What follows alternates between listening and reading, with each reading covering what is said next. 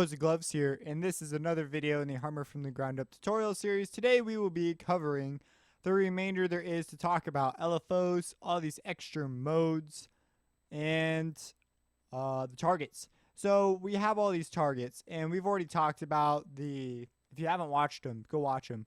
The envelope settings, all these things. This is universal throughout all the additional windows we're going to be looking at. And it really begins to open up your horizons when you get into this. So we have all these targets, right? We could target filter resonance, and we could set up all these different envelopes and things. But anything that has a second menu here, and we've talked about envelope quite extensively. We also have an LFO option, a keyboard, and we talked about LFO a little bit. So we're going to cover what's left with LFO. There's actually not that much. And then we're going to move on to some other stuff. So first, I guess we'll use our frequency as a good chance to demonstrate LFO. So here's our filter. So we have our filter linked to our frequency, and we're going to control the cutoff with this. We're going to turn our LFO on. Let's go turn the envelope off. These arrows indicate that this is active or have been turned on. So here we have an LFO. And if we hold it down for long enough, we'll actually hear it begin to work. It's kind of subtle right now. But we could change the speed. So if we speed it up, that's what SPD speed. We have a tension knob. And there you go. It pushes it to the minimum or maximum. Or does this weird middle point. And then we have skew, which will skew it towards the left or right. And we have pulse width for like pulse width modulation. So let's make our LFO affect the whole range.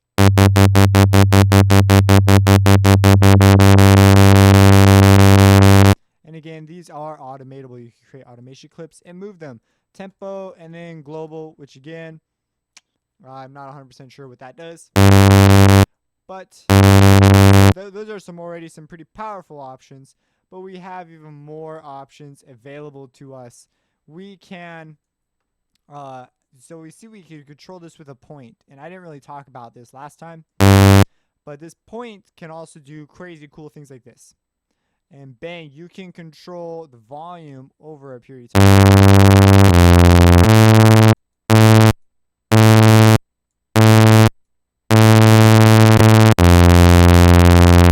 If you right click, you can also set up loops, so you don't have to keep adding points if you have a loop you want, just like in the envelope. And I'll just go ahead and move some of these knobs so you can see some of the options you have here. And let's make this, in fact, let's set up a loop. Let's make this our loop. And loop start and loop end. Oh, that's right. We need to go one more, because I want to be able to do this. There we go. And you should remember that from the LFO video.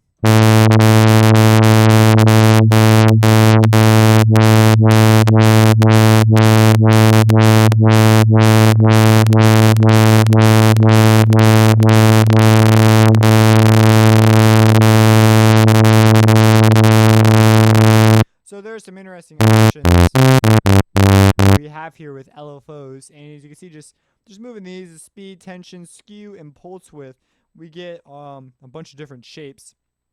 That's pretty much all there is left to talk about with LFO, but this is pretty gnarly looking. In combination with all the additional menus we know about down here, it becomes a very powerful tool. After this, we have keyboard mapping. So actually, let me go turn this LFO off. Okay, so we have keyboard mapping. Keyboard mapping. Now this is the keyboard mapping I'm familiar with. But mapping is you hit a key and you can map it to our frequency cutoff. Now here we're mapping it up. We want to map it down. So on these notes and this range, which these are all the harmonics laid out, if we look at our hint window, we can actually see them. So for these particular values, the filter cutoff will be more active. So you have that. That's option for anything that has, that second menu. And by the way, your envelope tab, that's the tab that you use to access all this. A little late to be saying that, but So as you play across your keyboard, you will have different mappings for different parameters, so you could create maybe something that really is fluid as it goes from low to high keys, very different sounding. Now we have a velocity map. So again, it's just mapping how much the velocity, how hard you hit the key, affects your sound. So like if you hit the key really hard, which would be over here, because we have a percentage up here. So this is 100%. So like really hard hit to a not so hard hit that you can set up to respond differently. Modulation X Mapping. So when you map a parameter to X, like say you want to map this to X, quick map to modulation X, you get this, which is right where we expect it to be. And you can augment that so that as you move this knob, it's not necessarily a linear relationship. You can have for Y and for Z. You also have random mapping. I'm not totally sure what random mapping does. I've never really used it. So if anyone knows what it does, drop it in the comments. Then on our list, we have this thing called unison index mapping. This is a pretty neat option. We have, as we turn our unison on, we see that these additional sections show up. And we can go to edit articulator on our panning and our phase or our pitch. Quick map to, no, edit articulator. And we'll be brought up to the unison pitch thickness or whatever articulator it is. And we have unison index mapping. Each one of these squares represents one of our unison voices. So we have 9. So we have 1, 2, 3, 4, 5, 6, 7, 8. And I think the first voice is the actual voice of Harmor. But I could be wrong about that. But so we have them and we could tune them individually. So we could have like voice 1 of our unison be blank, voice 2 be really pitch variated, voice 3 be blank, voice 4, and we could go on doing this and we'll get something like this versus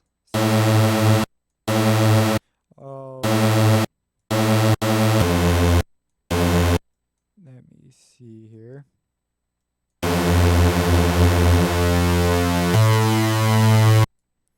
And then let's just get rid of all the points. There we go. I guess this is easier. So you can hear there's a lot more variation in the top hit.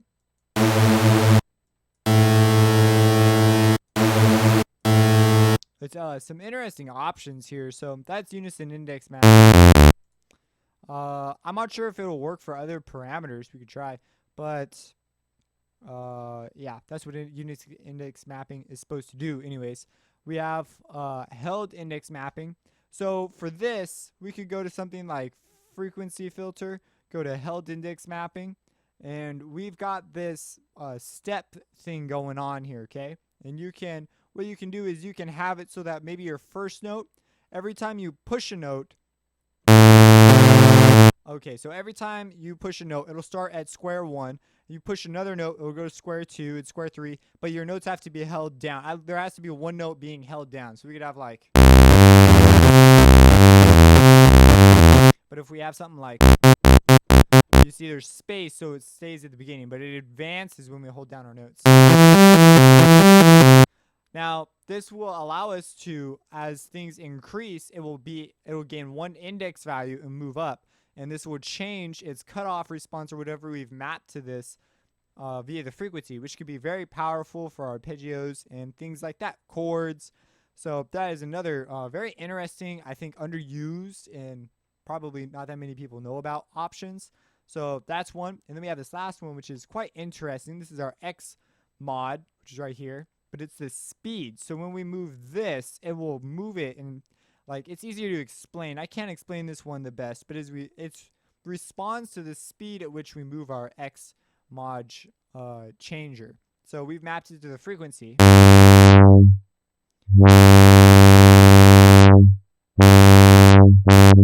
And you can see it responds differently depending on how quickly we move it.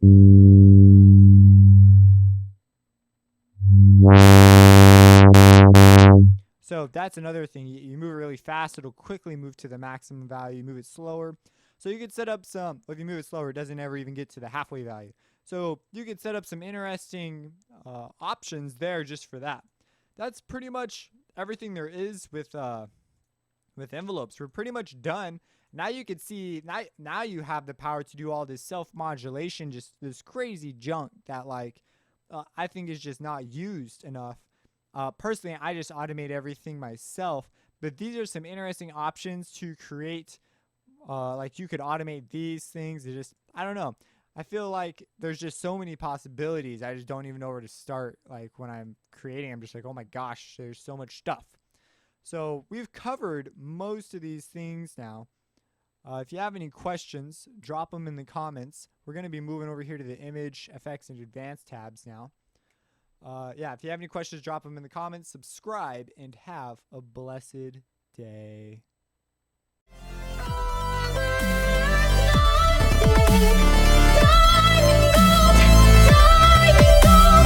That's where we'll be untold.